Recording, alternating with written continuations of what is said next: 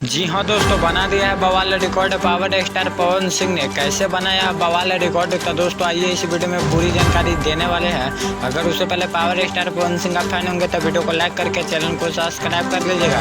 तो दोस्तों बिना टाइम लेते हुए वीडियो को शुरू करते हैं। दोस्तों पहले बात कर लेते हैं गाना का टाइटल का, जो कि गाना का टाइटल फराक फटल बा। दोस्तों इस गाना पे हम 1 घंटा से व्यूज लाइक हर मामले आप लोग को बीच में पेश किए जाएंगे। तो दोस्तों पहले व्यूज आप लोग को हम दिखा देते हैं। दोस्तों 1 घंटा में व्यूज लाया है 19,000 और कमेंट लाइक लाया 25,000, कमेंट लाया 4.1 के।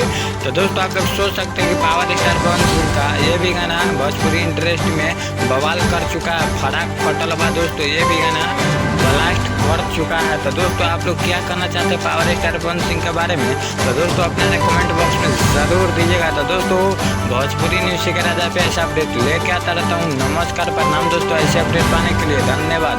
वीडियो को कर लीजिएगा लाइक।